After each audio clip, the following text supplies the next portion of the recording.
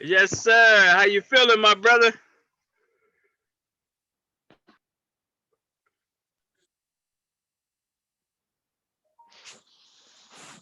Seems like the screen is freezing a little. Can you hear me now? I can hear you, man. You're good to go. How you doing? I'm okay, bro. How you doing? Excellent, excellent. So I told my audience, I said I'm gonna surprise you guys when you see his face. So I'm glad they can see you right now, man. You mind introducing yourself, Yes, sir. telling our audience who you are? Yes, sir. Not at all. Peace, greetings to your audience. My name is Mandine Muhammad. I am the owner of Legacy Men's Boutique, located in Chicago, 107 East 47th Street. Now, how long you been at it, man? Cause you a veteran now, right? No, I still in my rookie years. It's been about two and a half years now. I feel like it's been 5 years or so, man. So that just under 3 years, huh? Yeah, I say about 3 years. Yes, sir. Okay, and for those who don't know, Chicago people, you're in an area that's legacy Chicago. Can you tell our audience about where your boutique is and the history over there? Uh, okay, if I heard you correctly, your phone was kind of breaking up. It's like you asked where I was located. I'm in the heart of Brownsville, um, 107 East 47th Street. So I'm right there on the main drag, as they say. So 47 near Michigan, 107 East 47th Street. So right next to the those from Chicago that's familiar with Abundance Bakery. I'm right next door to Abundance Bakery. And I'm gonna talk slower. Maybe that'll help. You know, I'm in the Georgia mountains, so that Oh might yes, be it. yes, Um, sir. but as a black business owner, is business harder, or would you say it's pretty much equal with non-black owned businesses?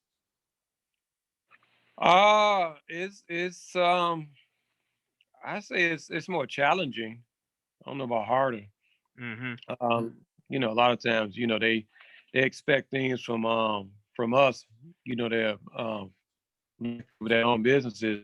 They expect us to do things that they don't expect from other people. They expect miracles and discounts and all type of stuff. And I come from an era in hip hop where people used to brag about how much they spend on stuff until they come into a black owned business. They want to get the homie hookup then. So it's those type of challenges.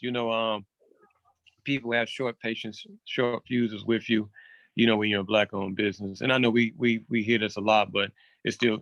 I mean, if it didn't continue to go on, you wouldn't hear it. So we should stop Right, it. right. So and if we don't, I feel you shouldn't pay for disrespect anywhere. And but we tend to be a little harder on ourselves. We go to a business owned by someone else, we get mistreated, we're just going to the next business owned by somebody else that doesn't look like us. But once we get mistreated or feel that we wasn't done properly at a black owned business, especially with the advent of social media and the internet, we'll just put them on blast, and we'll rejoice if, God forbid, if they're able to shut us down. Right, So, right. I don't understand. What are you trying to do? I mean, instead of going to talk to the owner, I'm pretty sure they didn't open up the business. Not granted, trust me, I know it's a lot of places that are questionable. They're not worth two dead flies, but most business owners, black business owners, they don't open up to shut down in the next week or so. So I'm pretty sure they will welcome constructive criticism. Right. Don't if you pull the owner or the manager to the side and let them know you speak your piece and nothing happens after a few times, okay, I understand you may get upset. The way I look at it, we're gonna get this thing right, one way or the other, like a relationship. We married now. Now, people who don't know, like I said, Bronzeville is legacy. That's one of the strong black corridors. Do you feel like you get more support in Bronzeville or outside of Bronzeville? Um, I mean, I consider myself a neighborhood store, so neighborhood boutique. So a lot of my, I get plenty of support from the those that lives and live in the community that live around the store. I get a lot of people that come from different areas. So, but Yeah, I mean, I think the support is even, but I What get a about lot of West consistent. Side, man? Then you get West Side love. It's all love, you know. So, you know, people. I mean, they come as far as Indiana, Okay. and people come from the West Side. I mean, I need a whole bunch of people coming from all sides, you know. So Right. one or two is not not enough. So I need consistent support from the South Side, West Side, East Side, North Side, those in the neighborhood. So even if you can't, come spend money yourself, at least let someone know about it. And once Well, you come to my place and you're not, if you can't find what you're looking for, I thank you for the opportunity. But I'm gonna direct you to another black-owned business because we're gonna keep this money in the family. and that's what I was gonna say. We got birthdays and stuff like that. So even if they're not purchasing from themselves, they can buy for their loved one. Do you do gift cards or something like that where they can put a couple of $100 on you and then they person can come in there and spend it? Not yet. We don't do gift cards just yet, but that I thought about it, but I haven't pulled the trigger on it. So that's in the works. So Yeah, yeah. yeah. Because like with me being in Georgia, I can easily, hey, my cousin birthday coming up. Hey, I put $100 in Mandane's boutique, going over there, and you got it. That'd be good. Yes, sir. Yes, Now, sir. what about, because one of the other pieces is other black businesses supporting each other physically. We have a thing now where black businesses send money to each other, even if they don't get the product or the service, just to see black circulation of money. And that's originally why I was calling you, because I wanted to get you in that loop, because I think we had to build that habit of just circulating money with each other. What do you think about that? Yeah, I totally agree with it. I was part of a small group on Facebook. It's a brother on there, Bobby.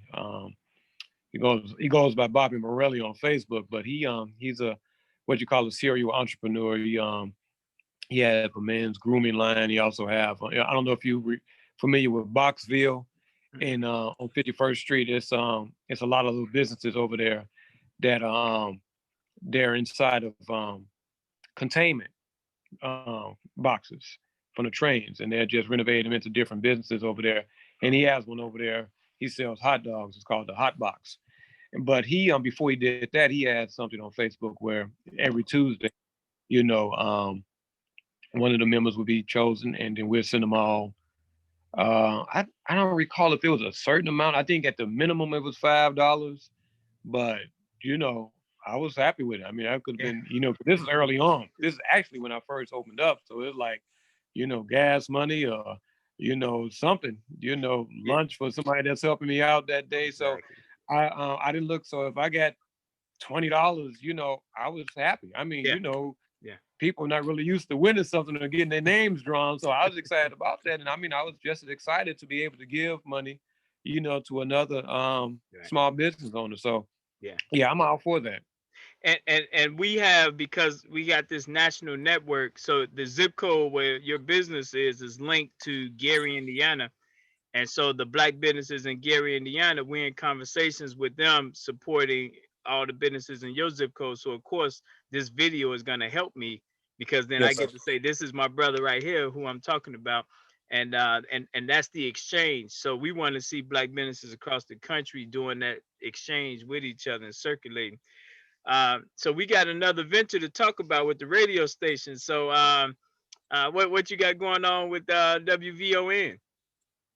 Well, back in December, I started doing a radio show. It was just kind of stumbled upon it.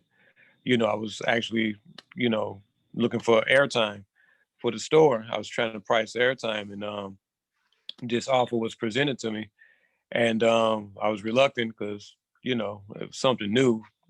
I'm used to being behind the scenes, but that was shot down quickly because as a small business owner, I'm no longer behind the scenes, so I'm out front. So I saw it as a vehicle. I'm a member of an organization called CROW. It's the Archives for the Honorable Elijah Muhammad. It's an acronym for the Coalition for the Remembrance of the Honorable Elijah Muhammad. And so I saw it as a vehicle to help further that message, and also, you know, it's kind of sort of plug legacy in the interim also, but in particular, um, showcase people that we normally wouldn't hear from.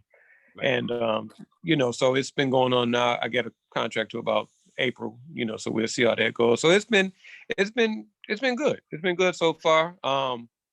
It's a new endeavor for me. I am looking for sponsors, people that are interested. So, What, if they're interested. that's what I was gonna say. Like you said, you started with saying I'm gonna promote my business. That's why you originally went there. So there are other black entrepreneurs too who may want to promote their business. And now, because of the pathway you laid, it becomes easier because they can go through you, right? By becoming a sponsor. Absolutely, absolutely. So I mean, we do have a little package, some information as far as sponsorship, or people may just want to do a one-time thing. So, but we got something in the works. WVON is a um, it's if you talk about legacy, that you look up legacy, that's one of the places that you would see. Yeah, they with the WVON. Crusader. Yeah, they've been Yeah, around. absolutely. Yeah. The Crusader. I've advertised with the Crusader. So I mean, it just makes sense. And of course, with my own organization, we do television shows here also. Yeah. So, you know, yeah. Now, So I mean, but did you? Most people don't think about this, but do you know there's a black belt, a black business belt, 63rd Street to 67th Street on King Drive? Did you think yeah, about how many black businesses that is right there in that little strip there? from 63rd to 67 on King Drive. I go up and down that street a lot.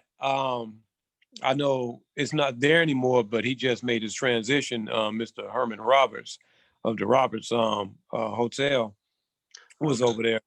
Yeah, it was during that time where um, segregation was probably the best thing for us because it forced us to spend money and spend time with one another. And so I bring up Mr. Roberts because many of the entertainers back then, they couldn't go downtown and live and stay in those hotels or go to their restaurants. So they had, when they came to Chicago, if they weren't already from Chicago, they had to stay with friends or family. Right. And once they finished performing, they had to come back to the South Side. So Mr. Roberts saw that as an opportunity and opened up Roberts Hotel. And he Mm. also had like a I don't want to call it a banquet hall, but like a music venue. I can't think of the name of it, but it was many of the greats came and performed there. So, I mean, things like that, So Now, which that's one hotel was it? Where the skating rink it, was, or across the street? on the skating rink also. So, but it was called the Roberts Hotel. I know it's on 63rd and King Drive. The exact address location I can't say, but that's what the history shows, that he was on 63rd and King Drive. So, but he had several other businesses as well. A bowling alley, skating rink. So he did a lot, but he just made a transition 2 days ago. So, but he was Wow. just definitely a giant. Wow. Right. I didn't know that, but I'm glad our audience get to hear that. I know we got the laundromat there. We got Parkway Hoagies there. You got Taylor Wright. You got Crusader newspaper there, and like you just said, the hotel. And I'm not sure we brag about that enough. Like that's a corridor of some pretty good black businesses. And in South Shore, we got the most black laundromats, and in West Englewood, Yeah, the most black car washes. So we gotta celebrate these black little enclaves. it's funny you should say that. I had a brother on last night, brother Akbar Muhammad. He owns several. Actually, the reason why he came on, it wasn't so much about the laundromat, his business with that, but he's opening up along with a constant doctor by the name of Constant Shabazz, a wellness center he's rehabbing a whole block on 67 in Champlain. He has a laundromat, a small laundromat there already, but he's developing, that whole building right there, and is going to have a food garden, there, a wellness institute, place where you can come to for your mental health, physical health, yoga, non-traditional medicine, and things of that sort. So it's going to be a Hmm. holistic place for our people, You So, say and also Akbar, huh? a cafe. I'm sorry, Akbar. Akbar Muhammad. Yeah, Okay. We got a brother around 63rd and Ashland, retired welder, and he gives young men opportunities to make good money, helping them with little side projects doing yeah. fences. So I'm gonna tell them about Mr. Akbar. Yeah. No doubt, no doubt. So that's a trade that's I mean, when they took out vocational training in the schools, that was very detrimental to a lot of our young people because somebody was taking those classes. And I making the may not money. be taking them. Yeah, making the money. Food, clothing, and shelter. If you're doing something centered around food, clothing, and shelter, you're gonna make it because we all got to eat. We all need some place to live, and we all need clothes. Yeah, So you can be in the states or you can be out the states. Food, clothing, shelter is the key. I had two more questions for you. Then whatever you want to say. So give me your thoughts, your background on Gary, Indiana. Any thoughts, experiences in Gary, Indiana? Well, I know it's definitely right now it's an untapped market, and on the lakefront. They got Lake Michigan, and it's a brother. I don't know if you know Chef Rome over at Peaches. He actually had a small. He was utilizing. It was like a banquet hall over there. Right off the Lake Michigan that he was operating out of some years back. So, but it has its challenges. We've worked with some of the previous mayors out there as far as the interviews. Trying to showcase some things. Mhm.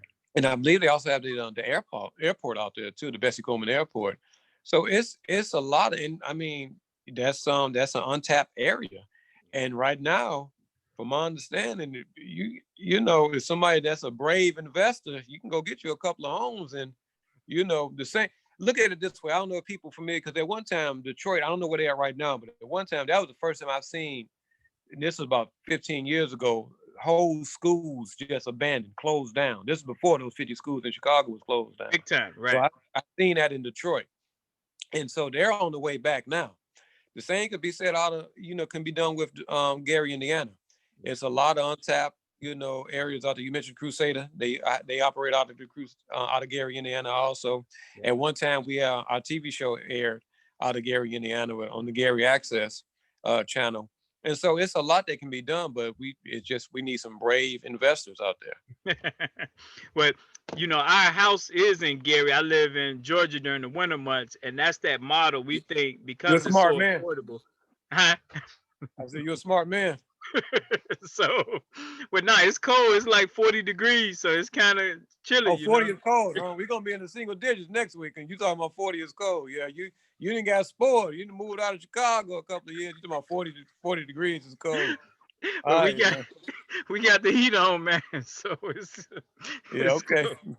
But no, but the key is we want people with it being so affordable, people can buy and use that as their summer home and be right Yeah, next to rich Chicago. So you right yeah, there where it's affordable, come in, do business and circulate with a black metropolitan Chicago, and then go back to south or west. So that's something we want to build. And then the last question is with Mississippi. You got any ties and relationships with Mississippi?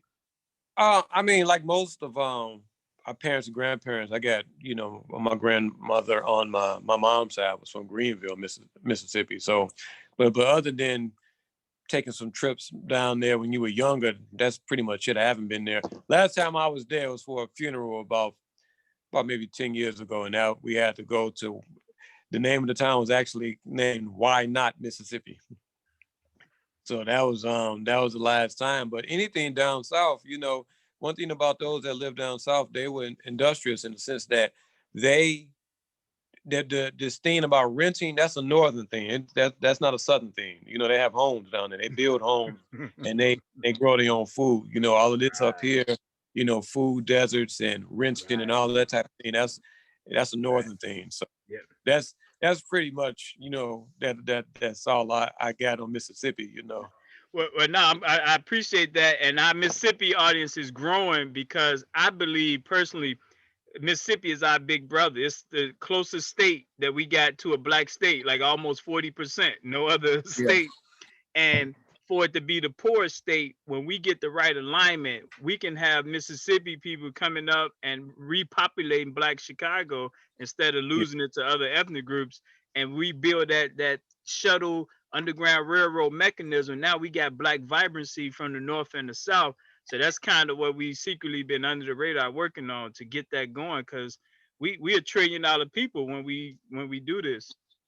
Yeah, yeah, absolutely. I agree. But we're a trillion dollar people with everybody else's businesses though. So we got to keep that money in our own neighborhoods.